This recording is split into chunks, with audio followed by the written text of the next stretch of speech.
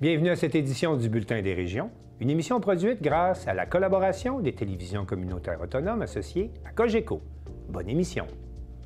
Alors, qu'est-ce que ça évoque pour vous, le 5-10-15? C'est un espace absolument magnifique. C'était des belles professions dans ce temps-là? J'ai fait 40 ans, madame. Non. Je vois l'homme comme un arbre parce que l'homme prend racine comme l'arbre. Avez-vous l'impression qu'il y a une relève pour ça? Est-ce qu'il y a des gens qui vont pour pas que ça se perde? C'est cette année que ça vaut vraiment la peine de venir au marché public. Ça représente une belle tradition, en fait, qui est un peu un porte-bonheur pour les pêcheurs.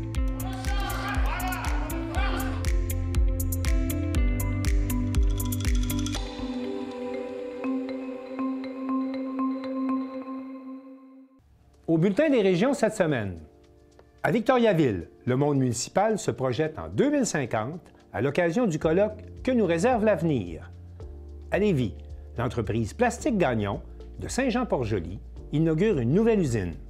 À Thetford, un forum de discussion sur l'économie circulaire. À Saint-Urbain, le gouvernement du Québec injecte 34 millions de dollars dans une usine de galvanisation. À Pont-Rouge, l'entreprise BP Canada organise pour ses employés une journée sur la sécurité au travail. À Sainte-Anne-des-Monts, le 16 août prochain, on espère créer une vague humaine de 1,5 km grâce à la participation de 10 000 personnes. À Berthierville, on vous invite à visiter la chapelle des Cuthbert cet été. À Montjoly, un spectacle régional à haut déploiement mettant en vedette le groupe Garoulou est organisé pour la fête nationale. Et pour commencer cette émission, rendons-nous dans la région de Vaudreuil-Soulanges, où la GRC doit surveiller pas moins de 68 km de frontières avec les États-Unis. Et Chantal Bédard, de C'est sur Télé, nous apprend comment les citoyens peuvent aider la GRC à réaliser cette surveillance. C'est sur la télé s'est déplacé dans le Haut-Saint-Laurent à quelques kilomètres du chemin Roxham afin de rencontrer la Gendarmerie royale du Canada de Salaberry-Valleyfield. Le détachement est responsable de la surveillance de près de 68 km de frontières entre le Canada et les États-Unis. Une nouvelle ligne téléphonique a été mise en place afin de sécuriser les citoyens et de contribuer au travail des agents de terrain. Les panneaux que vous voyez ici, c'est une initiative qui a démarré l'automne dernier. On a distribué plus de 40 panneaux présentement. Il y en a d'autres, justement, qu'on va distribuer, entre autres, sur le territoire de Saint-Jean également, en Estrie. Et c'est vraiment dans le but d'avoir une meilleure collaboration et de continuer notre collaboration qu'on a avec vos citoyens.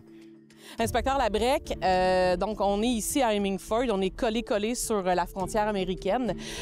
Donc on parle de quelle quantité de personnes qui peuvent traverser à tout moment sur cette bande-là? Écoutez, ce qu'on a comme statistique dernièrement, c'est la situation est relativement stable. Faut savoir qu'on est 4 équipes intégrées de la police des frontières au Québec. On a 810 km de frontières à patrouiller. Donc, je vous dirais, de façon quasi quotidienne, on a des entrées au Québec, sur la frontière. Parfois, on peut être des journées sans avoir personne sur le territoire de Valleyfield ou sur le territoire de Saint-Jean, peu importe. Mais je vous dirais qu'au Québec, à tous les jours, on a des entrées. Vous, en tant qu'élu, en tant que maire, comment vous vivez ce défi, peut-être des immigrants qui arrivent ici, qui sont parfois illégaux? Comment vos citoyens vivent ça? Bien, c'est sûr que pour eux autres, c'est un sentiment d'insécurité de voir des gens qui circulent sur le terrain. Puis c'est sûr qu'en ayant un numéro de téléphone où ils peuvent appeler. C'est de là que ça part les pancartes, puis les numéros de téléphone, parce que les gens appelaient le 911, ce qui retardait des fois la venue de la GRC, parce que transférer d'un bras à l'autre, fait que comme ça, bien, ils peuvent appeler la GRC directement, puis ça va plus vite. De dire, écoutez, c'est beau de vouloir démanteler les passeurs, les réseaux de passeurs, de se préoccuper des migrants, c'est correct, mais qui s'occupe des citoyens? Qui se préoccupe d'eux? Quand ils appellent à la GRC, il n'y a pas de suivi, il n'y a pas de numéro de téléphone. Alors, pourquoi ne pas créer un numéro unique où les citoyens se sentent en confiance d'appeler et qu'il y a un suivi qui se passe par la suite? Puis après ça, bien, la GRC a poussé avec sa créativité pour créer les affiches et mis dans des endroits très stratégiques pour poursuivre l'information des citoyens. Les citoyens, la communauté sont sur la ligne de front d'une certaine façon. Qu'est-ce qu'ils vivent comme défi ou qu'est-ce que vous leur recommandez s'ils se retrouvent au milieu d'une situation comme celle-là? Bien, au fait, c'est justement l'initiative qu'on a mis en place, puis la proximité qu'on veut avoir avec les citoyens en collaboration avec les maires, mairesses et Madame la députée également sur le territoire. C'est vraiment d'encourager les gens à communiquer avec nous lorsqu'ils voient quelque chose de suspect. C'est évident que personne aime avoir des gens à 10 heures le soir sur leur terrain, marcher tout simplement. Donc, c'est vraiment ces informations-là qui nous permettent de mieux agir, d'être plus efficaces, d'être plus rapides aussi. Et cet hiver, comme je disais plus tôt, nous avons plusieurs opérations de recherche et sauvetage et les informations des citoyens ont assurément permis de sauver des vies. Il faut savoir que sur la frontière, il y a des familles qui traversent, il y a des enfants et la rapidité à laquelle on intervient est extrêmement importante, spécialement l'hiver quand il fait froid. Le nerf de la guerre, c'est l'information. Alors, plus le réseau de la GRC est informé, mieux et plus vite sont capables à la fois de sauver des vies, mais aussi de mettre la main et démanteler les réseaux des passeurs criminels.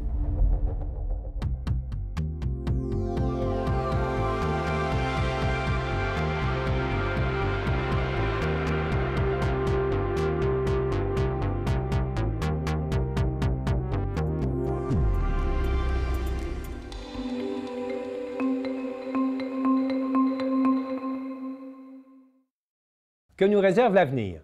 C'est le thème d'un colloque organisé à Victoriaville et qui réunissait des intervenants municipaux qui devaient se projeter en 2050 et Sylvana Suarez de la télévision de l'Érable était à ce colloque. C'est notre 34e édition. On réunit des élus, des fonctionnaires municipaux d'un peu partout au Québec pour les alimenter, les inspirer, les accompagner dans leurs décisions qui concernent la qualité de vie et la santé globale de leur population. L'activité, il y a le colloque en entier. Aujourd'hui, ce matin, il y a la conférence sur les changements climatiques, le développement durable, mais les gens auront accès à une programmation complète d'ateliers sur différents sujets qui va toucher la participation, les liens intergénérationnels, la gouvernance, même des liens avec la population, nos directions générales dans nos villes. Donc, c'est vraiment de voir dans l'ensemble comment, comme communauté, on peut prendre des décisions, on peut favoriser un développement de nos communautés qui va tenir compte de la réalité des populations, mais aussi de notre environnement. Alors, on va, à travers ces 2 journées-là, traverser différents éléments. On a des prix qu'on va remettre à des gens pour souligner leur implication, leur inspiration. On leur fait vivre un scénario jusqu'en 2050, où là, ils sont vraiment mis dans le contexte où on vit des situations de changement climatique assez importants. L'animatrice nous guide à travers ces changements climatiques-là, l'évolution vers 2050. Et là, en équipe, par table, on vit les expériences, on doit faire des choix, on doit prendre des décisions pour faire en sorte que, finalement, on atténue les changements climatiques et on vit un développement durable. On a développé un concept parce que le développement durable, oui, c'est les questions environnementales, mais c'est aussi les questions sociales. Donc, comment on pouvait faire le pont entre les changements climatiques et les besoins de la population sur leur qualité de vie, leur impact sur la santé. C'est comme ça qu'on a construit une activité interactive pour faire vivre vraiment une expérience à nos participantes, à nos participants, pour qu'ils puissent repartir dans leur milieu avec des idées concrètes, des inspirations, mais aussi des décisions à prendre, de voir le processus qui doit être mis en place dans leur milieu. L'activité d'aujourd'hui est, on peut dire, c'est un volet d'Espace Muni. Est-ce que vous pouvez nous expliquer qu'est-ce que c'est l'Espace Muni? Oui, avec plaisir. Espace Muni, c'est un organisme qui a plus de 35 ans d'existence, qui vise vraiment à accompagner le milieu municipal à travers tout le Québec sur toutes les questions sociales, de santé, de qualité de vie. Et on va, par exemple, soutenir les familles avec des programmes comme la politique familiale municipale, nos aînés avec MADA, Municipalité Amie des aînés, les enfants aussi, la place des jeunes qui sont nos citoyens d'aujourd'hui et de demain, comment on peut faire en sorte qu'ils ont un droit de parole, ils peuvent participer pleinement à la vie démocratique et sociale de leur communauté. De participation citoyenne, c'est aussi une réalité dans les municipalités, comment on travaille avec nos citoyens, donc comment les municipalités peuvent finalement mettre en place des projets, prendre des décisions qui vont aussi impliquer le citoyen. C'est tout ça, Espace Muni.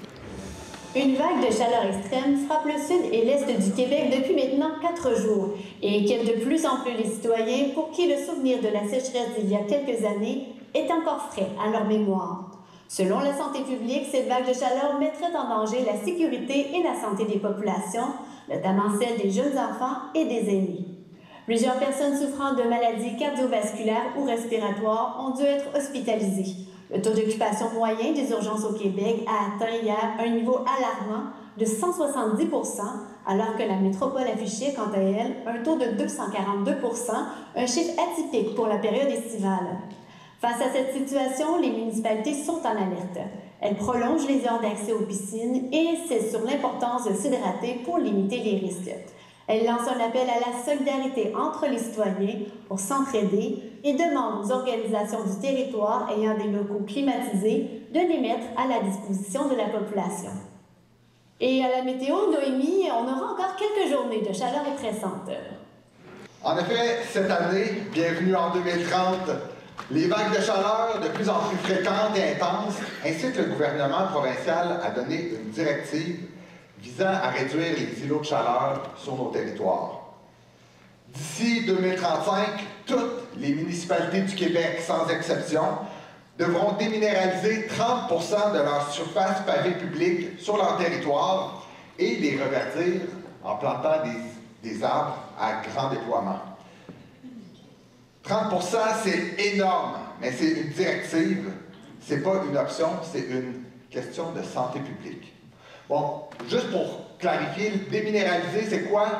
On enlève les surfaces minérales qui retiennent la chaleur, béton, asphalte. Cette nouvelle directive soulève beaucoup de questions. Comment les citoyens et les commerçants vont-ils réagir à cette nouvelle, sachant que des cases de stationnement vont forcément disparaître? Étant en plein cœur d'une vague de chaleur en moment de crise, est-ce que c'est le bon moment pour faire cette annonce, cette demande aux municipalités? Finalement, est-ce que le lien entre la déminéralisation, l'augmentation de la canopée, soit la couverture des arbres sur le territoire, et la réduction des îlots de chaleur est clair pour les citoyens? Une nouvelle de dernière minute vient tout juste de tomber. Les pluies verglaçantes qui sévissent dans le nord du Québec pourraient occasionner, au cours des prochaines heures, voire des prochaines minutes, une rupture d'approvisionnement en électricité pour l'ensemble du territoire. Les autorités se veulent rassurantes, mais demandent à la population de se tenir prête. En effet, le réchauffement hivernal moyen a entraîné un déplacement vers le nord des épisodes de pluie verglaçante. En janvier, le Québec a enregistré 135 mm de verglas sur une période de 8 jours, une quantité 35 % supérieure à celle de la crise du verglas de 1998 qui avait duré 5 jours. Rappelons que le Québec fait face à une crise énergétique sans précédent. Au cours des 10 dernières années, la demande en électricité a connu une croissance s'expliquant en grande partie par l'implantation de nombreuses industries dans le domaine de stockage de données, de la crypto-monnaie et de l'intelligence artificielle. Par ailleurs, les épisodes répétés de sécheresse et de chaleur extrême ont réduit la capacité de production hydroélectrique. Les infrastructures critiques sont sous tension. Certains des hôpitaux, comme par exemple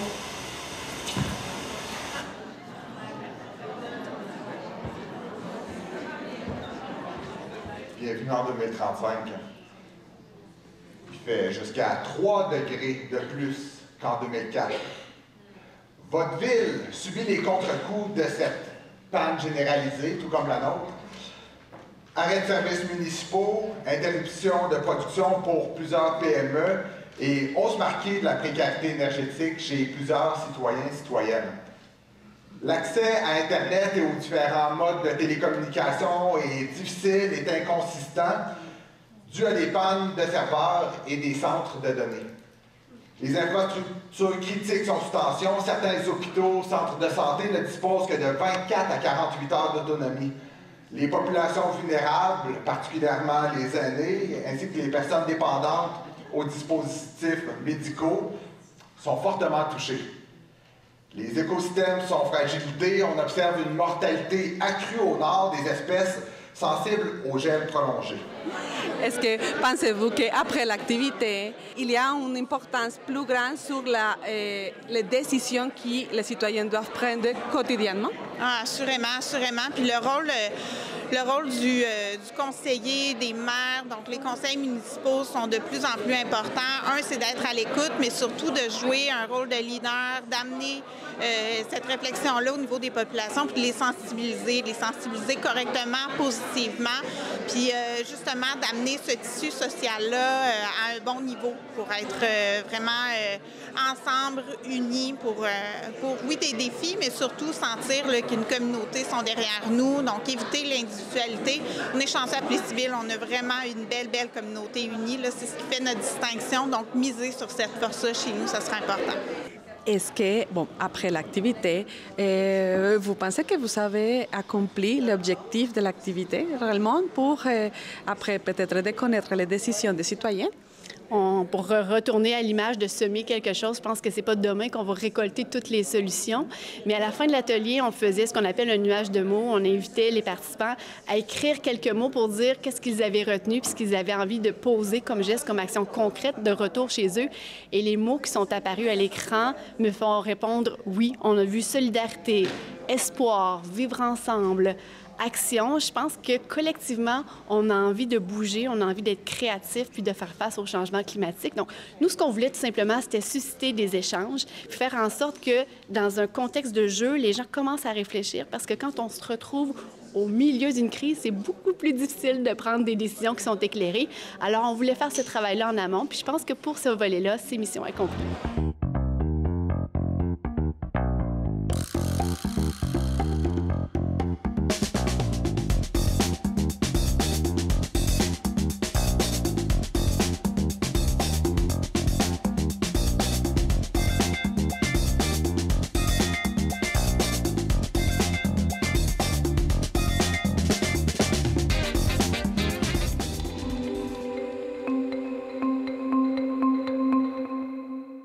L'entreprise Plastique Gagnon de Saint-Jean-Port-Joli vient d'inaugurer une nouvelle usine à Lévis et Mario Lacombe de CMA TV a rencontré les entrepreneurs pour connaître leurs ambitions.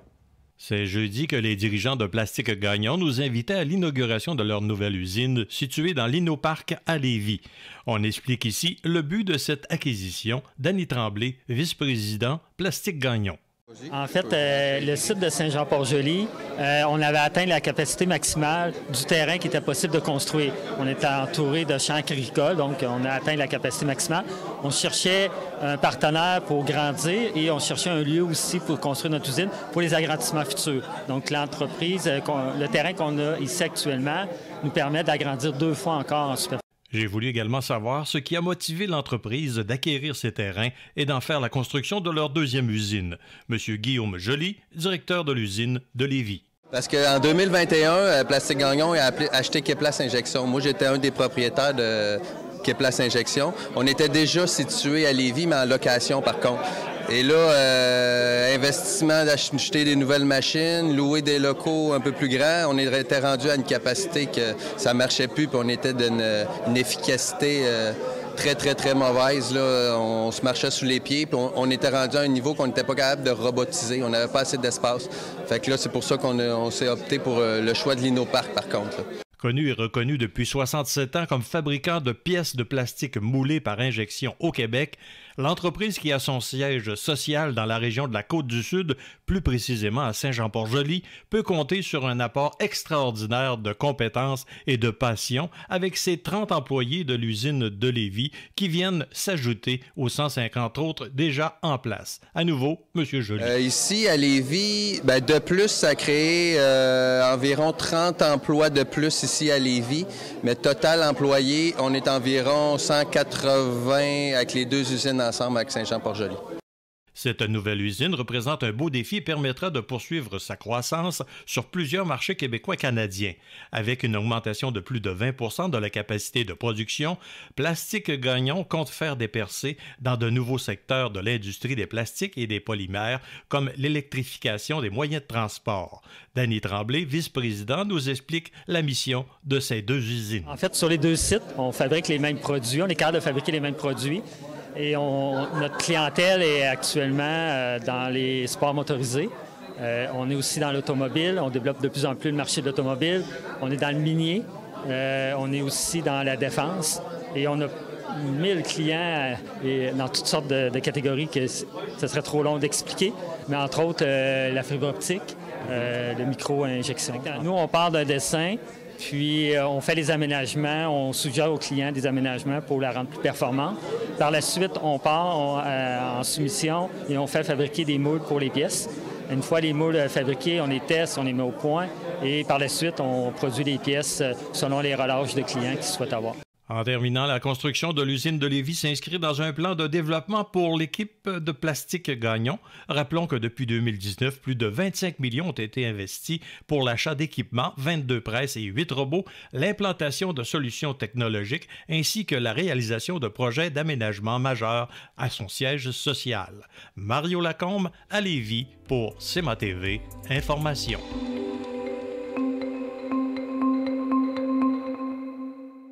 La ville de Thetford a un commissaire à l'économie circulaire et Guy Jacques de TVCRA l'a rencontré dans le cadre d'un forum technologique ouvert. Nous sommes aujourd'hui à la Maison de la culture de Thetford Mines dans le cadre du forum technologique ouvert et nous rencontrons finalement M. Ludovic Beauregard, commissaire en économie circulaire à la SDE de Thetford. Bonjour M. Beauregard. Bonjour. Combien de participants aujourd'hui à ce forum de discussion? Une bonne cinquantaine de participants. Puis ce qui est intéressant, c'est qu'il y a plusieurs composantes de la population qui occupe le territoire qui se sont présentés. Donc, on a autant des citoyens que des organismes, que des entreprises. Puis c'était vraiment l'objectif aujourd'hui de pouvoir entendre l'ensemble de l'écosystème territorial. Est-ce qu'il y a d'autres objectifs qui sont reliés à cette journée? Oui. L'objectif ultime, c'est de développer puis de déposer un plan stratégique à l'automne cette année pour encadrer tout le développement, je dirais, de la filière minière. En gros, c'est un des principaux objectifs. Les autres objectifs, c'est de développer puis d'écouter les citoyens puis les participants sur quelles sont les valeurs qu'on veut développer régionalement, quels sont les moyens qu'on peut prendre pour atteindre nos objectifs. Donc, c'est en gros une grosse journée de réflexion. Et c'est encore en collaboration, je crois, avec la firme Cobum. Exactement. Donc, le comité du Griot Vert, en partenariat avec le ministère de l'Économie, de l'Innovation et de l'Énergie et de la MRC des Appalaches et de la SDE, ont appelé Cobum pour nous aider dans des planifications d'activités. C'est la deuxième activité. La première activité, c'était Homo economicus, où on réfléchissait plus sur les prospectives mondiales. Là, on s'en va beaucoup plus régionalement. Donc, on veut trouver des idées, comme je disais, des valeurs, puis développer des objectifs pour développer le territoire d'ici 2040. Est-ce qu'on doit s'attendre finalement à ce que la prochaine activité ait un angle plus restreint, soit encore plus régional, mais quoi qu'elle l'est beaucoup aujourd'hui? C'est exactement ça. C'est le principe de l'entonnoir. Donc là, le noyau, je me plais à dire là, que c'est aujourd'hui pas mal l'activité la plus importante pour donner son opinion. C'est tout ce qu'on va apprendre aujourd'hui, les connaissances, le jus qu'on va recueillir, va nous permettre dans des activités, comme vous dites, plus ciblées, via le comité du Griot Vert ou via des acteurs vraiment précis pour aller chercher plus d'informations, soit scientifiques ou autres. Donc oui, on va avoir d'autres activités, mais plus restreintes. Est-ce que vous avez d'autres attentes par rapport à cette journée? Non, j'essaie de jamais avoir d'attente dans la vie. J'ai super confiance en ce qui va sortir de ce qu'il y a à sortir aujourd'hui, en fait. Mais la base, c'est que les gens sont là. Donc, ce qui va sortir de la réflexion aujourd'hui, ça va être la bonne chose. Et tout ça va amener finalement à la production du plan stratégique RMA Horizon 2040. C'est bien ça? Exactement. Puis, tu sais, quand vous dites le plan stratégique RMA, résidus miniers, mais maintenant, justement, par les activités, on s'est rendu compte que c'est beaucoup plus large que seulement les résidus miniers. On touche là, le développement des territoires miniers, que ce soit par les développements sur ces territoires-là de projets de captation, séquestration de CO2, de revalorisation ou même d'occuper le territoire pour développer du tourisme ou des énergies renouvelables. On se rend compte que c'est un grand projet plus d'économie circulaire qui va encadrer la filière minière. Parfait. Eh bien, merci, M. Beauregard. On vous souhaite une très bonne journée, des discussions très enrichissantes. Merci à vous.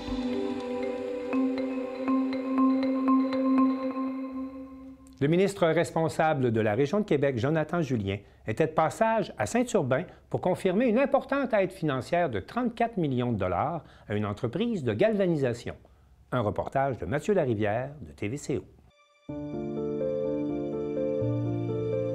Le gouvernement du Québec a récemment annoncé un appui financier de 34 millions de dollars pour la nouvelle usine de galvanisation qui sera située au cœur du parc industriel de Saint-Urbain.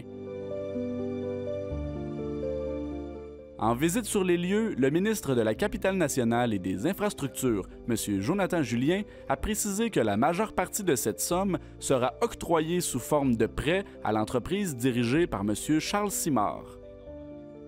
Alors, l'aide financière va nous permettre justement de stimuler le développement économique de la région, le développement économique du Québec, dans un créneau où on me dit qu'actuellement, la concurrence n'est pas vraiment là. Vous allez devenir un joueur important pour le Québec, donc on est très fiers de ça. L'usine tentera de répondre à des besoins en acier galvanisé qui sont en constante augmentation. La demande est croissante pour des services de galvanisation. On parle potentiellement à pleine capacité de 75 000 tonnes par année. J'ai de la misère à figurer ça veut dire quoi, mais je comprends que c'est un grand volume. Alors, puis en plus, vous le faites avec un grand souci de l'environnement, avec l'énergie renouvelable, avec ici l'entrepôt, tu me disais que c'est pour une dizaine de jours d'entreposage à l'intérieur, ça évite des enjeux environnementaux à l'extérieur. Donc ce souci-là, dans votre créneau d'activité qui est à la bonne place, de l'énergie propre, des besoins qui sont là, alors vous allez bien y répondre.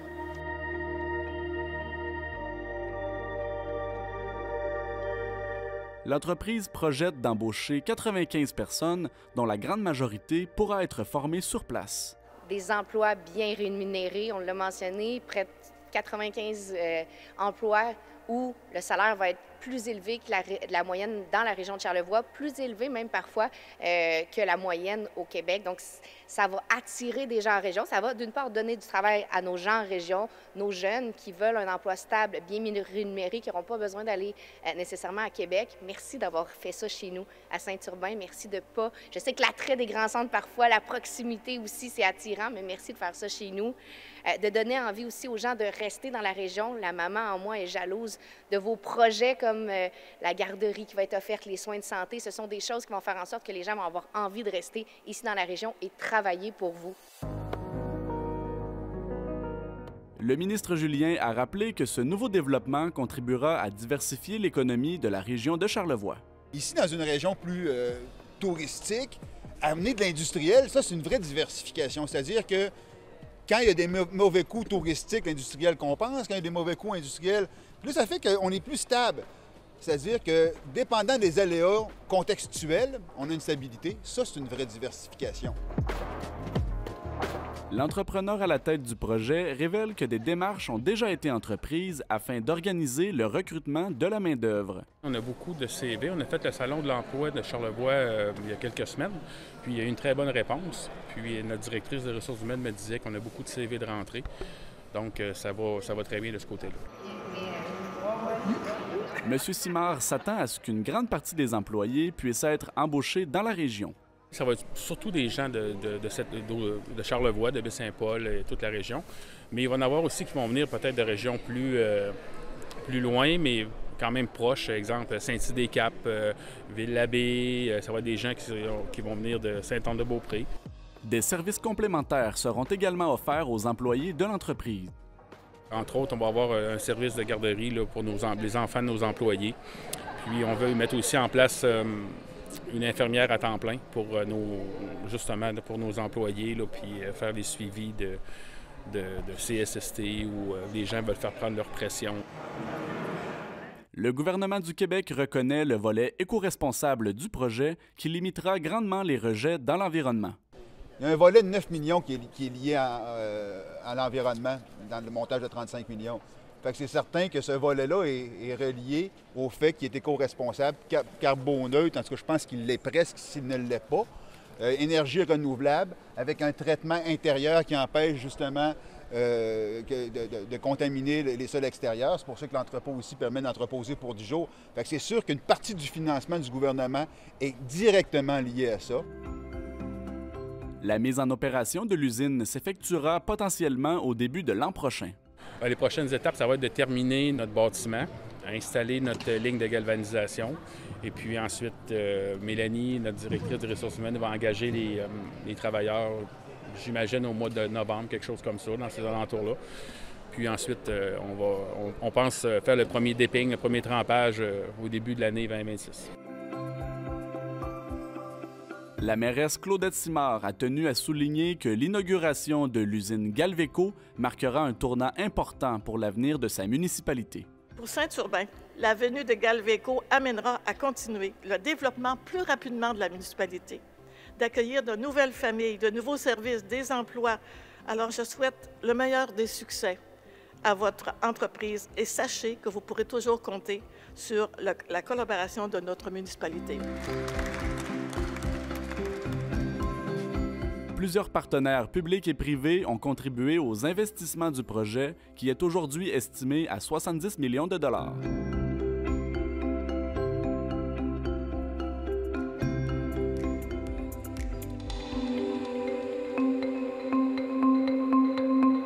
Zachary Marchand de CJSR nous rapporte qu'on ne lésine pas sur la sécurité au travail à l'usine BP Canada de Pont-Rouge. Le vendredi 2 mai se déroulait la journée santé et sécurité au travail à l'usine BP Canada de Pont-Rouge. Plus de 100 employés étaient présents lors de cette journée et plusieurs activités ont eu lieu pour remercier les travailleurs de l'usine. C'est quelque chose qui est très important, la valorisation des employés, puis que l'employé soit bien dans notre usine, qu'il soit bien dans la vie, puis on prend soin de nos gens, puis on aime prendre soin de nos gens. C'est ça qu'elle fait.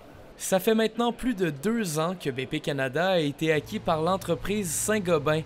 Depuis l'achat, plusieurs changements majeurs en lien avec la santé et sécurité ont été faits. C'est impressionnant parce que la santé et sécurité a toujours eu lieu ici à Pont-Rouge quand même avec les procédures de cadenassage et de sécurité. Mais l'emphase que ça a pris avec Saint-Gobain, c'est assez impressionnant. L'usine BP Canada fêtera son 120e anniversaire cette année et vendredi passé, c'était la première édition de la journée santé et sécurité au travail.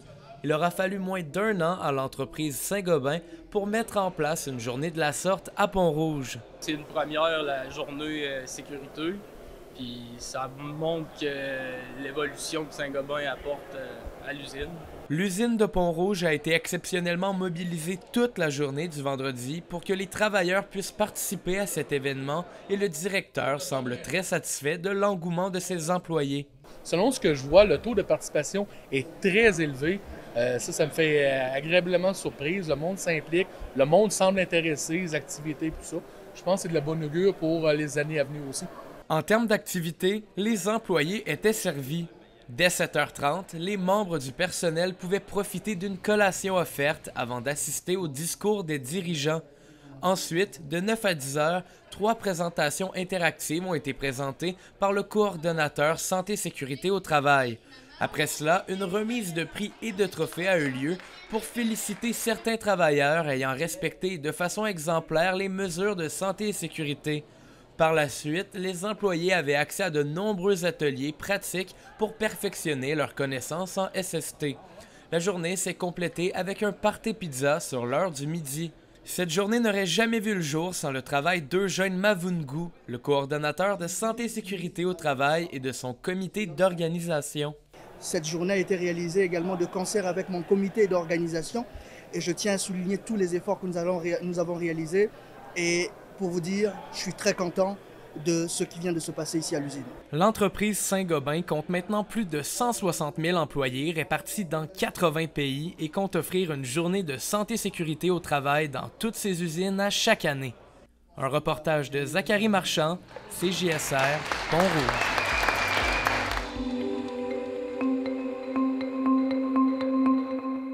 Valérie Pinault de Télévague nous présente une éducatrice spécialisée qui propose, pour différentes clientèles, des interventions en zoothérapie. Pourquoi vous avez décidé de travailler en zoothérapie? Oh là là, bonne question. Dans le fond, moi, je suis éducatrice spécialisée depuis 16 ans. Je me passionne beaucoup pour l'intervention. Et dans le fond, j'avais entendu parler de la zoothérapie, que ça pouvait avoir plusieurs bienfaits chez les enfants qui vivaient des grosses choses. Donc, j'ai décidé d'aller me former à cette époque-là à Zoothérapie Québec. Et par la suite, j'ai décidé d'aller me former avec une formation reconnue là, pour pouvoir aller plus loin. Donc, j'avais commencé avec mon petit lapin dans mes débuts quand j'étais au centre de pédiatrie sociale à Sainte-Anne-des-Monts. Limon. J'ai eu un jeune que, lui, dans le fond, avec tout ce qu'il avait vécu, il ne voulait plus parler avec des intervenants. Donc, j'ai privilégié l'approche avec le lapin. Donc, je lui ai dit, ben, parle avec mon lapin, il ne pourra pas dire qu'est-ce que tu lui dis. Et là, on a réussi à créer un lien ensemble. On a été capable d'aller plus loin. Puis, à ce moment-là, j'ai commencé à intégrer la zoothérapie, là. À qui ça s'adresse exactement, la zoothérapie? Oh mon Dieu, ça s'adresse pas mal à tous les âges, je dirais. Moi, je me spécialise plus avec la clientèle jeunesse. Dans le fond, faut être formé là, en relation d'aide et ensuite, il faut faire un cours reconnu par la Corporation des zoothérapeutes. Donc, on parle d'un cours de plus de 500 heures où on va apprendre justement comment intervenir avec les différentes clientèles. On va aussi apprendre tout ce qui est comportement de l'animal.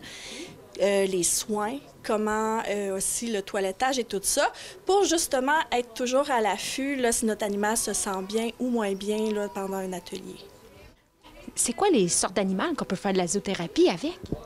Il y a pas mal beaucoup d'animaux. Moi, je me spécialise plus avec les chiens, chiens, hérissons, lapins et j'ai aussi des rats. C'est pas commun, mais ça convient. Dans le fond, chaque animal peut convenir avec une clientèle différente. Comme moi, dans le fond, mes lapins, c'est des proies, donc je les prends plus avec des enfants qui ont un côté anxieux. Le hérisson, lui, par ses moyens de défense, va sortir ses piquants. Donc, je le prends plus comme les enfants qui ont de la difficulté avec leur colère, avec leurs émotions. Et les rats, ben, c'est un animal qui bouge vraiment beaucoup. Donc, je le prends plus avec des enfants qui ont beaucoup d'énergie. Donc, il s'associe beaucoup à l'animal. Il est comme moi. Des fois, il y a de la misère à se calmer, il y a de la misère à s'arrêter. Aujourd'hui, j'ai Germain avec moi. Germain qui est un petit caniche moyen de 3 ans. Germain, c'est mon chien, dans le fond, qui m'accompagne en zoothérapie. Il a été désensibilisé. Dans le fond, on l'a formé ensemble. Il a été dressé pour faire de la zoothérapie, venir avec moi. Germain, dans le fond, lui, il convient pas mal à toutes sortes de clientèles, sauf que c'est comme un chien, comment je dirais, un chien passe-partout. C'est pas tous les animaux qui sont capables de faire ça. Puis il faut quand même respecter ses besoins puis qu'est-ce qu'il nous communique. Sinon, aujourd'hui, ici, j'ai mon petit hérisson qui s'appelle Minifée, petit hérissonne là, de presque 1 an. C'est quoi les bienfaits de la zoothérapie? Il y en a beaucoup. Dans le fond, juste par sa présence, le chien, il va produire une hormone chez les humains qui s'appelle la sérotonine. C'est l'hormone du bonheur. Donc, juste par sa présence, il va produire ça chez les humains. Aussi, il y a des études qui ont été montrées que le chien pouvait baisser la pression artérielle chez certaines personnes. Donc, déjà, en partant sans avoir fait un atelier ou commencé à travailler un objectif, on a déjà des bienfaits. L'animal va nous servir un peu de miroir, si on veut. Donc, on va être capable de mettre l'animal à la place de la personne, faire des liens avec l'animal, comment il se sent, et avec la personne. Ça va être aussi un agent de motivation. Il va aider, il va être là justement pour motiver la personne ou l'enfant à aller plus loin. Ça devient aussi un agent de communication. Donc, il y a plein de bienfaits là, en zoothérapie. Je me suis formée en sciences cognitives du langage, donc j'intègre de la lecture et les animaux. C'est une pratique qui est pratiquée qui s'appelle la lecture assistée par l'animal. Donc, on va aller chercher les composants de l'écrit. On va aller voir les inférences, comment l'histoire peut terminer. On va aller voir tout ce qui est aussi au niveau du vocabulaire. Et après ça, dans le fond, on va avoir une partie avec l'animal. Donc, je choisis toujours un livre qui est en lien avec les animaux que j'apporte. Comme aujourd'hui, on a un livre sur un chien qui s'appelle Moustache. Et le chien, dans le fond, dans mon livre, il parle dans son langage de chien. Et après, nous, en deuxième partie, on essaie d'analyser ce que Germain nous dit durant l'atelier. Germain nous communique plusieurs choses. Il va nous dire « Ah, je veux jouer », il va nous dire « Ah, je vais aller voir les amis ». Fait qu'il va nous montrer ses signaux, là, puis ses moyens de communication, là. Dans le fond, j'ai un site Internet, c'est www.piquetpoil.ca. Vous pouvez aussi me suivre sur Facebook. Donc, c'est ça, je me déplace en Gaspésie. J'ai plusieurs autres services. J'ai des programmes scolaires en zoothérapie sur l'anxiété, sur les émotions, les habiletés sociales.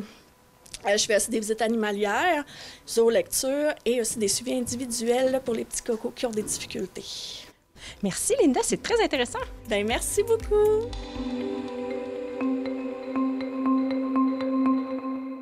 Marie-Claire Roy de la télévision de la Haute-Gaspésie a rencontré les organisateurs de la Grande Vague humaine qui se déroulera le 16 août prochain à Sainte-Anne-des-Monts. Aujourd'hui, on va parler de vagues, mais de vagues humaines avec Serge Chrétien et Martin Saint-Pierre. Bonjour, ça va bien? Bonjour Marie-Claire, très bien, merci. Serge, on a quelques minutes pour que tu nous expliques un peu c'est quoi le projet de la vague humaine. Bon, la vague humaine, ça s'est fait en 2010, en 2012. On l'a refait 15 ans plus tard, le 16 août, à Saint-Anne-des-Monts. Ça va être sur 1,5 km rempli de gens. On veut avoir 10 000 personnes. C'est une rue avec 6 scènes actives avec de la musique, une vingtaine d'artistes qui vont débouler d'un bord puis de l'autre, et aussi des gens en déambulatoire pour animer toute cette foule-là. Wow. Là, je voudrais m'adresser aux gens qui sont à l'extérieur, les Gaspésiens hors Gaspésie. Si ça vous aide, venez nous trouver. Puis sinon, encouragez-nous avec un don peut-être sur le site de l'Association du cancer de l'Est du Québec, parce qu'on fait ça pour lutter contre le cancer. Oui, c'est un gros projet. Ça commence à quelle heure? Ça se termine à quelle heure? Ça commence à 10 h le matin, puis comme je le disais, ça commence très fort. Donc, soyez là très tôt. Puis ça va se terminer autour de 16h30, 17h selon le cas, selon quand on va être capable de faire la vague. Oui. Parce que c'est une grosse organisation de placer 10 000 personnes avec un parapluie. Parce que cette année, c'est avec un parapluie, on amène tout le monde, pas parce qu'il va pleuvoir, mais parce qu'on a besoin pour symboliquement se protéger de la maladie. Fait qu'on va vous expliquer comment ça va fonctionner là-bas avec votre parapluie, mais oubliez-le pas. Bon, mais dans le fond, là, à 16h, ça ne se termine pas vraiment pour de vrai. Il y a Martin Saint-Pierre qui va poursuivre la soirée jusqu'aux petites heures du matin. Tu nous expliques un peu, parce que c'est le Festival Rétro Festival en direct. Rétro, en direct, 3e édition, qu'on fait conjointement avec la Vague humaine, naturellement. À partir de 16h, on invite les gens à venir s'amuser sur la musique rétro, danse sociale, orchestre, disco des années 80. C'est pour finir en beauté cette magnifique journée. Puis il va y avoir des surprises pendant la soirée, mais on ne peut pas le dire. C'est sûr. Puis là, il y a un groupe régional aussi, un groupe de la région ici qui va faire les frais de la musique pendant la soirée. Les gars de la baie, qui ont connu un grand succès l'année passée à la 2e édition, tout le monde les réclamait. Ils nous ont promis une soirée dansante hors pair. On va avoir de la danse sociale au départ, un 5 à 7 de danse sociale. Après ça, Serge va venir faire l'ouverture de la soirée officielle. L'orchestre va arriver naturellement avec sa musique, ça va danser, ça va être fou. Par la suite, on finit ça avec du disco des années 80. Oui, puis le disco des années 80, on connaît ça avec Martin, là, c'est difficile de débarquer de la salle de danse, on ne peut pas débarquer. Puis des surprises, il va en avoir. Puis vous vous attendez à avoir combien de personnes? Si on attend 10 000 personnes dans la journée à l'Arena de C'est sûr qu'à l'Arena, c'est plus restreint un petit peu parce qu'on a des normes et de la sécurité. On s'attend peut-être d'avoir 15 à 1800 personnes. On conseille aux gens de s'acheter des billets à l'avance. Et naturellement, on va essayer de placer tout le monde quand même parce que 8 000 ou 10 000 personnes, on ne peut pas placer ça. Mais on va essayer d'en rentrer le plus possible pour s'amuser naturellement, pour fêter cette belle journée. Puis un petit mot pour terminer, Serge, de ton côté.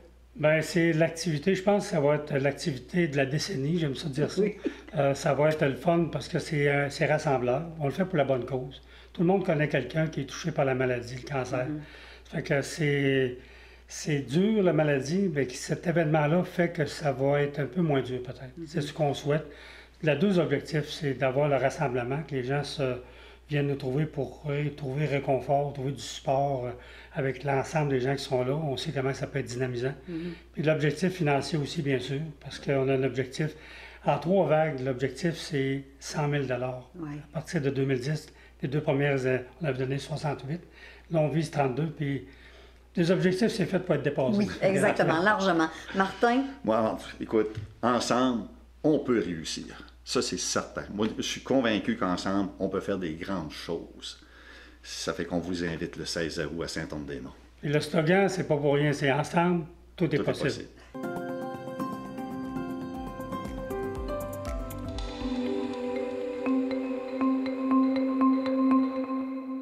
L'exposition Espèces en voie d'apparition est à l'affiche tout l'été à la chapelle des Culs-de-Berre à Berthierville et CTRB a rencontré les artistes. Nous sommes sur les lieux de la chapelle pour rencontrer un des exposants qui tiendra une exposition extérieure cet été à la chapelle, composée de Stéphanie Lagueux et Jonathan Lécuyer. Alors, Lagueux-Lécuyer, c'est comme ça que vous vous nommez. Vous allez tenir une exposition extérieure à la chapelle cet été, tout le mois de juin jusqu'à la fin d'août. Alors, avant de nous parler de votre exposition, j'aimerais ça savoir, c'est qui Lagueux-Lécuyer? Bien, dans le fond, on est un duo d'artistes et aussi un couple dans la vie. On travaille ensemble depuis 98 comme tel. On a débuté nos pratiques après des études en arts plastiques au Cégep Lionel Groulx, puis ensuite à l'Université du Québec en Outaouais. Et c'est ça, c'est à peu près en 2009, je dirais qu'on a vraiment officialisé le duo. Parce que, c'est ça, on travaillait chacun à nos projets respectifs, puis à un moment donné, on a décidé de vraiment unir nos forces, puisque de toute façon, on s'aidait les uns et l'autre, puis on voulait en faire vraiment une façon de vivre, là, puis de travailler ensemble. Donc, voilà. Puis, quel beau projet de vie! Alors, vous allez tenir une exposition. Voulez-vous nous parler un peu en quoi consiste cette exposition et le sens et la démarche artistique qui est derrière l'exposition que vous allez nous présenter? Oui. Dans le fond, Espèces en voie d'apparition, c'est un projet c'est un troupeau de sculptures, en fait, qu'on déplace dans l'espace public. On a un spécimen ici qu'on a apporté avec nous. Et puis, dans le fond, c'est un projet qui a vu le jour, en fait, avec un projet d'intégration des arts à l'architecture. Mais à l'origine, c'était aussi parce qu'on a fait une grande installation en 2015 qui était un labyrinthe fait avec des bouteilles, en fait, 2000 bouteilles d'eau et de toutes sortes de bouteilles de plastique, en fait, et qu'on a installé avec le public dans un parc. Donc, on montait ces bouteilles-là sur des tiges d'aluminium. Ouais. On a fait un carré de 20 par 20 en bois. Puis, les gens, avec ces assemblages de bouteilles qu'on avait, pouvaient intervenir avec soit des crayons. Puis, ça allait commencer sur les bouteilles, puis ça allait finir au cours du courant jusque sur le plancher de bois. On a eu plein de messages, plein d'apparitions de messages. Oui, puis en fait, c'est qu'on a présenté ce projet-là pendant 2 ans, puis à la fin, on s'est retrouvés quand même avec les 2000 bouteilles. Puis on s'est dit, à un moment donné, ça serait vraiment... On les a gardées, puis on se disait, ça serait génial de pouvoir les refondre puis faire autre chose. Puis avec le projet d'intégration des arts à l'architecture, c'est ce qu'on voulait faire. C'est qu'on avait l'intention de prendre la matière plastique et en faire une œuvre, d'en faire un objet précieux. Puis en 2021, on a commencé vraiment cette démarche-là avec le Centre de recherche en design industriel inédit qui est situé au Cégep de Terrebonne. Puis c'est avec eux qu'on a développé, on a fait une première sculpture en argile avec les bouteilles, on l'a numérisée. On l'a ensuite thermoformée avec eux dans leurs installations. Puis depuis ce temps-là, on cherche en fait, c'était un défi de trouver de la matière recyclée. Donc, c'est quand même quelque chose qui n'est pas... Au début du processus qui n'était pas là. On n'avait pas de feuilles de... Le plastique, c'est du PETG, donc la même matière que les bouteilles. Donc, depuis ce temps-là, à travers toutes nos recherches, maintenant, ça existe, mais on continue de travailler avec cette matière-là. Puis, dans le fond, quand on a fait les premières sculptures, on en a une vingtaine, environ 25, je dirais. Et puis, en 2022, la première itération du projet de se promener dans les parcs a eu lieu à Terrebonne, Mascouche. Donc, on s'est déplacé dans 6 parcs. Donc, on va sur place, on accroche des câbles, on installe les sculptures. Puis en fait, ce qui est vraiment intéressant, c'est que les gens se demandent vraiment ce qu'on fait. Ils nous approchent, ils pensent qu'on installe des choses pour les animaux. Puis en fait, ça nous donne l'occasion de vraiment discuter avec eux, de parler de notre démarche, de parler de du plastique, de sa présence dans l'environnement, puis de ce qu'on en fait. Puis en 2023, là, on s'est déplacé plutôt à... en fait, on voulait s'installer dans le parc du Ruisseau de Feu. Puis comme c'est un parc de conservation, on n'a pas eu les permissions, mais donc on a développé une version numérique du projet. Donc on a une version, un modèle 3D qu'on insère en réalité augmentée. Donc ce qu'on va faire ici, c'est qu'on ramène une partie du troupeau et puis on va aussi, donc nos vingtaines de sculptures, on va les installer dans les structures, dans les arbres en fait, pas dans la chapelle, mais dans les arbres. Et puis sur justement la chapelle, on va essayer d'installer nos sculptures numériques en réalité augmentée. Donc ils vont être accessibles, mais avec un téléphone ou une tablette. souvent, ce qu'on aime beaucoup voir, c'est justement la lumière, mais la lumière à travers le temps aussi. On peut voir que le soleil, c'est comme la puissante lumière. Elle va interagir avec les créatures. Puis on peut l'avoir à différents niveaux selon le jour. Elle va se déplacer. Oui, puis dans le fond, le jeu un petit peu avec le titre de l'œuvre, qui est Espèces en voie d'apparition, c'est un peu ça qu'on fait. Donc, l'idée qu'on va utiliser soit la lumière du soleil, des fois, ça va être des lampadaires selon les installations. Donc, on va chercher des sources de lumière pour créer des projections au sol. Et puis, il y a aussi un autre aspect qui là, va peut-être moins s'exprimer, mais on travaille aussi en projection puis en vidéo. Donc, c'est certain que pour nous, c'est vraiment une façon, c'est l'élément principal dans nos intégrations. Donc, on va venir voir où le soleil va arriver, où il y a des ombres qui vont être créées par les arbres, par les structures. Donc, c'est vraiment à chaque endroit où on se déplace, on cherche le cadre, la lumière qui va donner, peut-être, qui va faire apparaître justement les ombres au sol. Des fois, les gens... c'est ce qu'on a remarqué. Ils vont marcher, puis ils voient l'ombre par terre, puis c'est ça qui fait lever les yeux et voir la C'est comme l'accroche. Souvent, même c'est ça, les gens ne voient pas les créatures qui sont dans les airs. Puis s'ils voient l'ombre colorée au sol, bien, ils vont se poser des questions d'où est-ce que ça provient. Alors, c'est très intéressant. On a tous hâte de voir le produit de votre exposition, qui sera installé à la chapelle des Cuthberts tous les mois de juin, juillet et août, donc tout l'été. Et le vernissage va avoir lieu le 5 juin prochain. Donc, merci beaucoup, Lagueux-L'Écuyer.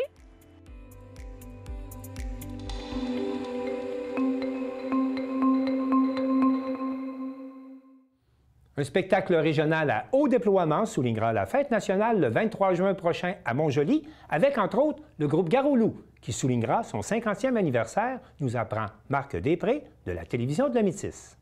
Jannick Michaud, déjà la 191e fête nationale du Québec. Et ici, dans la région du Bas-Saint-Laurent, et particulièrement à Montjoly, on passe pas à côté. Non, on passe pas à côté cette année. La fête à portée régionale revêt une importance, je dirais, beaucoup plus grande encore. C'est 191 ans d'histoire, mais c'est aussi le thème commémoratif Jean du Pays. La chanson Jean du Pays fête ses 50 ans cette année aussi. Bref, beaucoup d'occasions de fêter. Et pourquoi on a décidé l'année dernière là, de sortir des grands centres? Bien, en fait, la fête à portée régionale appartient au territoire du Bas-Saint-Laurent.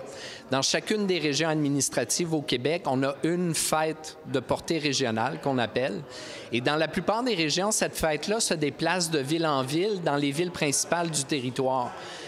Donc, ici, dans l'Est du Québec, au Bas-Saint-Laurent, le conseil d'administration a décidé, il y a 2 ans de ça, de faire en sorte que la fête nationale à portée régionale allait être accessible à l'ensemble du territoire, donc va se déplacer entre les 8 villes principales du territoire. Donc, c'était Rivière-du-Loup l'année dernière, et là, ben, c'est Montjoly. Cette année, c'est Montjoly, et on arrive avec des partenaires assez incroyables aussi, qui nous permettent d'organiser une fête à très grand déploiement. Et justement, ben, il y a des privés cette année qui se sont rajoutés, là, qui n'étaient pas là habituellement. Non, effectivement, c'est nouveau de cette année parce qu'on avait un projet particulier. On avait un projet qui était assez unique, non seulement avec la thématique, mais aussi avec le dévoilement d'une tête d'affiche qu'on a fait tout à l'heure, qu'on pourra revenir. Mais ces partenaires-là, quand je leur ai présenté le projet, ils m'ont dit tout de suite, oui, on embarque. Là.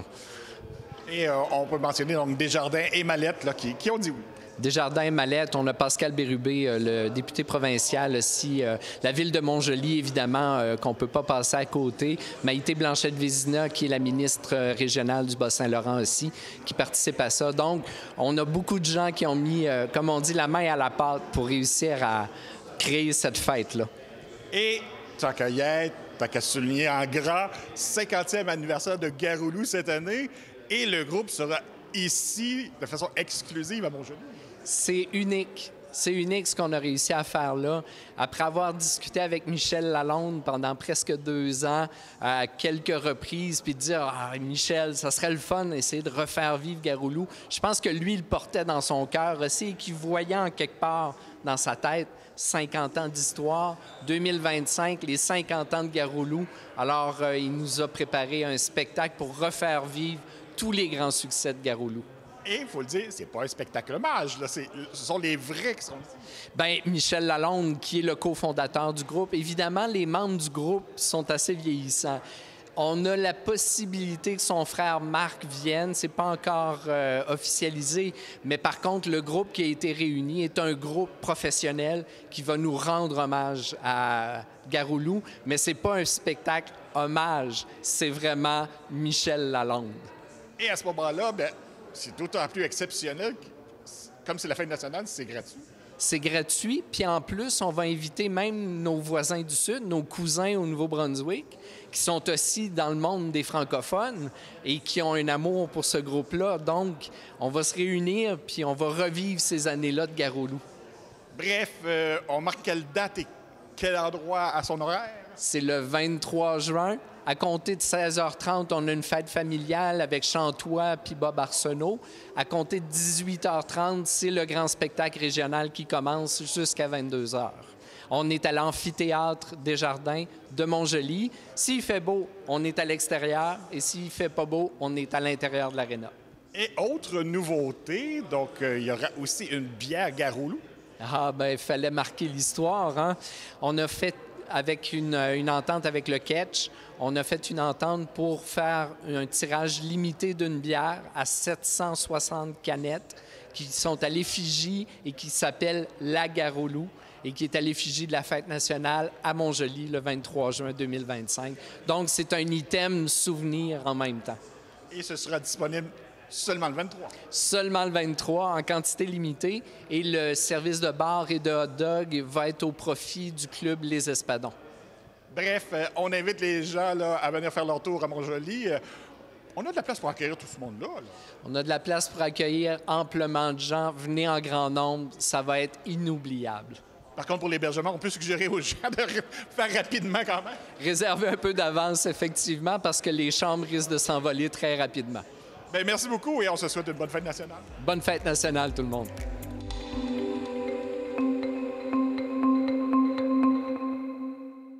C'est tout pour cette dernière édition du Bulletin des régions cette saison. Je remercie toutes les stations de télévision participantes et on se retrouve en septembre prochain.